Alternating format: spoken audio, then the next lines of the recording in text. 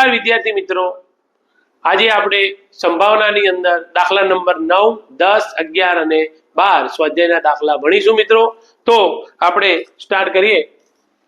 એક પેટીમાં 5 લાલ, 8 સફેદ અને 4 લીલી લખોટીઓ છે। પેટીમાંથી એક લખોટી યાદચ્છિક રીતે બહાર કાઢવામાં આવે છે। બહાર કાઢેલી લખોટી લાલ હોય, સફેદ હોય અને લીલી ન હોય તેની સંભાવના પૂછી છે। તો મિત્રો, જ્યારે પણ સંભાવનાનો દાખલો ગણીએ યાદ રાખવાનું કે કુલ પરિણામો કેટલા છે એ જોઈ લેવાનું। તો મિત્રો, પહેલા તો જો 5 લાલ છે લખોટી, 8 સફેદ છે અને 4 જે છે મિત્રો એ લીલી છે। તો કુલ 8 ને 4 12 ને 5 17 લખોટી થશે। તો મિત્રો યાદ રાખજો, કોઈ પણ દાખલો ગણો એ પહેલા યાદ રાખજો પરિણામો, કુલ પરિણામો કેટલા છે? 17। તો હવે એક પેટીમાં આ બધી લખોટીઓ છે। આ લખોટીને જોયા વગર એક લખોટી પસંદ કરવાની છે। એ લખોટી લાલ હોય એની સંભાવના કેટલી, સફેદ હોય એની સંભાવના કેટલી, લીલી હોય, લીલી ન હોય એની સંભાવના કેટલી?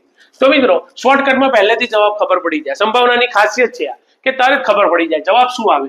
લાલ હોય, લાલ કેટલી છે? 5, તો 5/17।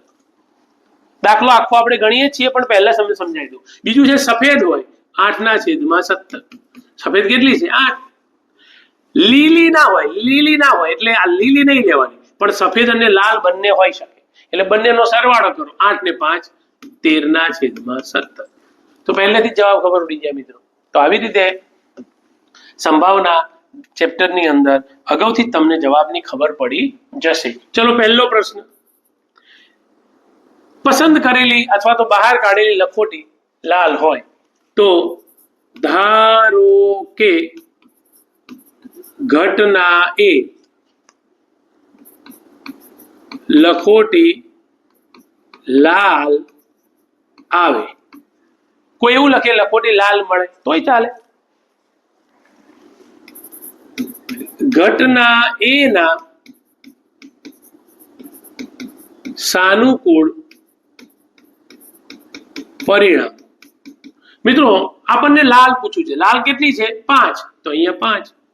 તો આનો જવાબ શું આવશે? પ્રોબ ઓફ એ બરાબર સાનુકૂળ પરિણામો કેટલા? 5 અને નીચે કુલ પરિણામો, તો આપણો જવાબ આવ્યો 5/17। એ જ રીતે બીજો પ્રશ્ન પૂછ્યો છે આપણને, સફેદ હોય, જવાબ તો પહેલેથી જ ખબર છે 8/17, પણ લખવું પડે મિત્રો। ધારો કે ઘટના બી, કેમ બી સાહેબ? 3 હોય તો એ બી સી, 4 હોય તો ડી, એમ જવાનું। ધારો કે ઘટના બી લખોટી સફેદ આવે। ઘટના બી ના સાનુકૂળ પરિણામ।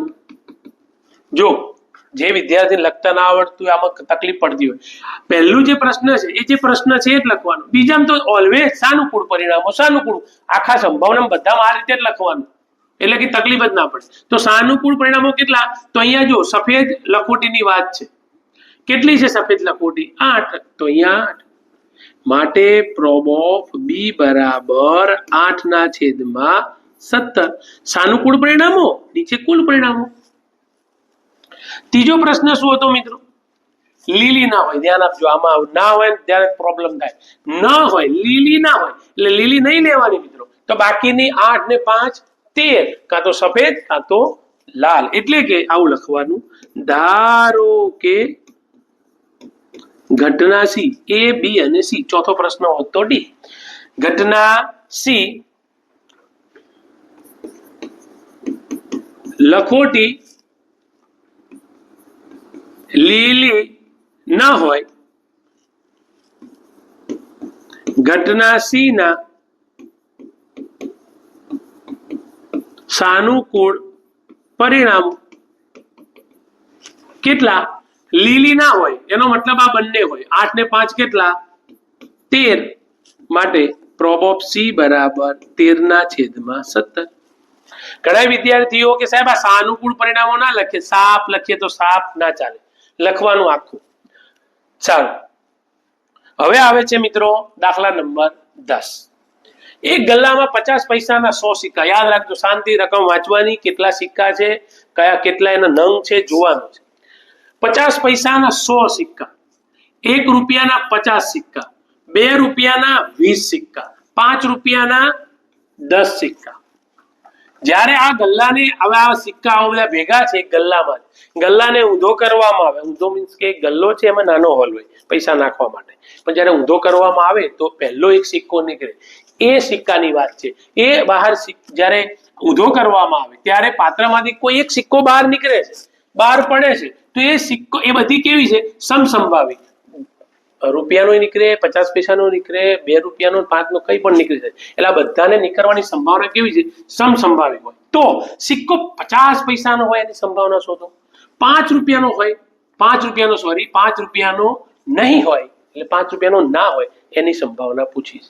તો મિત્રો સિમ્પલ, પહેલા તો આપણે સમજી લઈએ કુલ પરિણામો. તો પહેલા જો 50 પૈસાના સિક્કા કેટલા છે? 100. 1 રૂપિયાના કેટલા સિક્કા છે? 50. 2 રૂપિયાના કેટલા સિક્કા છે? 20. અને 5 રૂપિયાના કેટલા સિક્કા છે? 10. તો ટોટલ 180 સિક્કા થશે. એનો મતલબ આપણે જે કહીએ છીએ એ પ્રમાણે કુલ પરિણામો 180. તો મેં વારે ઘડીએ કહું છું, સંભાવનાનો કોઈ પણ દાખલો ગણો, કુલ પરિણામો મેળવી લેવાના. હવે મિત્રો પહેલો પ્રશ્ન છે આપણું, 50 પૈસાનો સિક્કો હોય એટલે આપણે ગલ્લાને ઊંધો કરીએ તો એ સિક્કો 50 પૈસાનો જે પહેલો સિક્કો નીકળે ને એ 50 પૈસાનો હોય એની સંભાવના શોધો. તો ધારો કે ઘટનાએ બહાર પડેલ સિક્કો 50 પૈસાનો હોય. કોઈ આવું લખે, બહાર નીકળેલ સિક્કો 50 પૈસાનો હોય, બહાર પડેલ જે પણ ચાલે, કોઈ વાંધો નહીં. આપણે બહાર પાડવાનો સિક્કો બહાર નીકળેલો સિક્કો 50 પૈસાનો ચાલે, કોઈ પ્રોબ્લેમ નહીં. આપણી રીત છે એ પ્રમાણે ઘટના એના સાનુકૂળ પરિણામ. હવે કહો મિત્રો, 50 પૈસાના સિક્કા કેટલા સિક્કા? 100.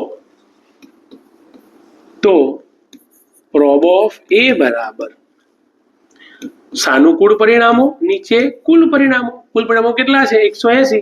સાનુકૂળ કેટલા છે? 100. શૂન્ય જશે, હજુ પણ છેદ ઉડે. જો આ રીતે છેદ ઉડાડવાના, યાદ રાખો. 10 છે તો 5 દુ 10, 18 છે 9 દુ 18, 2 ઉડી ગયા તો જવાબ આવ્યો 5/9. તો આવી રીતે છેદ ઉડાડીને તમે જવાબ લાવી શકો છો.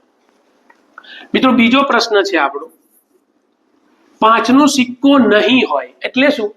5 નો સિક્કો નહીં, બાકી બધા ખરા. તો 100 અને 50, 150 ને 20, 170. તેનો જવાબ આવશે 170/180. તો સિમ્પલ મિત્રો, પહેલેથી જ સંભાવનામાં ખબર પડી જ જાય છે, પણ લખવું પડે. ધારો કે ઘટના બી બહાર પડેલ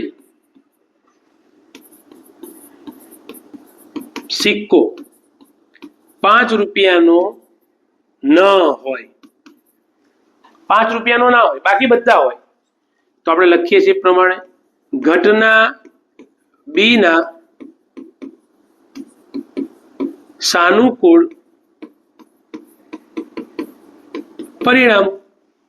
તો મિત્રો જો 50 તો કે હા, રૂપિયો હા, 2 રૂપિયા હા, 5 નો તો કે ના, 5 નો ના હોવાની. તો આ ત્રણેય હોઈ શકે, તો ત્રણેયનો સરવાળો કરો તો કેટલો થશે?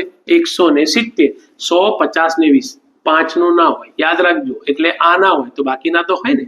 તો માટે પ્રોબ ઓફ બી બરાબર 170 ના છેદમાં 180, 0 જશે તો જવાબ આવ્યો 17 ના છેદમાં 18. તો આ આપણો જવાબ છે. તો આવી મિત્રો આ દાખલો હતો સિમ્પલ દાખલો. હવે ચલો આપણે પૂછ્યું હોય તો 1 રૂપિયાના સિક્કાનું પૂછ્યું હોય તો 5 ના છેદમાં 100, 2 રૂપિયાનું પૂછ્યું હોય તો 20 ના છેદમાં 180. તો આવી રીતે કંઈ પણ પૂછી શકે. અહીંયા બે જ પ્રશ્ન છે ચોપડીમાં, પણ ગમે તે પૂછે તો આપણને આવડવા જોઈએ. નેક્સ્ટ દાખલાની વાત કરીએ મિત્રો તો 11મો દાખલો. આ સરસ દાખલો પણ બોર્ડમાં પૂછાઈ ગયેલો છે. ગોપી પોતાના માછલી ઘર માટે દુકાનમાંથી માછલી ખરીદે છે. એક્વેરિયમ બનાવે ને ઘરેમાં આપણે રાખીએ છીએ. હા, તો દુકાનદાર પાસે જાય છે. દુકાનદાર મોટી ટાંકીમાંથી યાદચ્છિક રીતે એક માછલી બહાર કાઢે છે. એટલે દુકાનદાર પાસે જાય છે. આવી રીતે જો આ એક્વેરિયમ છે, બરોબર, આ ગોપી છે, દુકાનદાર નથી પણ આ એક્વેરિયમ છે. આ માછલીઓ તો કોણ કેવી છે ફટ લઈને એક આપી દે છે. લો, તો એ બહાર કાઢેલી જે માછલી છે એ નર માછલી હોય તેની સંભાવના કેટલી? ફરી સમજો વાક્યમાં. ગોપી લેવા જાય છે માછલી. દુકાનદાર પાસે માછલીઓ કેટલી છે? તો દુકાનદાર પાસે જે માછલીઓ છે એમાં 5 નર માછલીઓ છે અને 8 કેવી છે? માદા માછલીઓ. તો આપણે પહેલા લખી નાખીએ. દુકાનદાર પાસે 5 નર અને 8 માદા. ટોટલ કેટલી થઈ? 8 ને 5 13. કુલ જે માછલી છે એ 13 છે. એનો મતલબ શું થયું કે સાહેબ કુલ પરિણામો 13. બસ આ યાદ રાખવાનું. પહેલું આ સંભાવનાના દાખલામાં આ કામ કરી દેવાનું, પછી વાંધો નહીં. હવે પૂછ્યું છે શું મિત્રો કે આ 13 માછલીમાંથી દુકાનદાર ગોપીને એક માછલી આપે છે. તો એ માછલી નર માછલી હોય તેની સંભાવના. તો ધારો કે ઘટનાએ માછલી નર આવે. કોઈ એવું લખી નાખે કે બહાર કાઢેલી, આપણે એવું લખીએ વધારે સારું એ રહેશે મિત્રો. બહાર કાઢેલી માછલી નર હોય, વધારે સારું રહે છે. ઘટના એના સાનુકૂળ પરિણામ. બહાર કાઢેલી કોને બહાર કાઢી મિત્રો? દુકાનદારે. એ નર હોય તો નર કેટલી છે? 5. તો કુલ પરિણામોની સંખ્યા એટલે કુલ સાનુકૂળ પરિણામોની સંખ્યા કેટલી? 5. માટે પ્રોબ ઓફ એ બરાબર 5 ના છેદમાં 13. દાખલો અહીંયા પૂરો થઈ ગયો. પણ કદાચ નર પૂછી, નરની જગ્યાએ માદા પૂછી હોત તો માદા 8 છે તો 8 ના છેદમાં 13. તો આવી રીતે મિત્રો દાખલો ગણી શકાય. તો આવી રીતે મિત્રો આ દાખલો સિમ્પલ હતો. દાખલાને બરાબર સમજવાનો તો જ મજા આવશે. પછી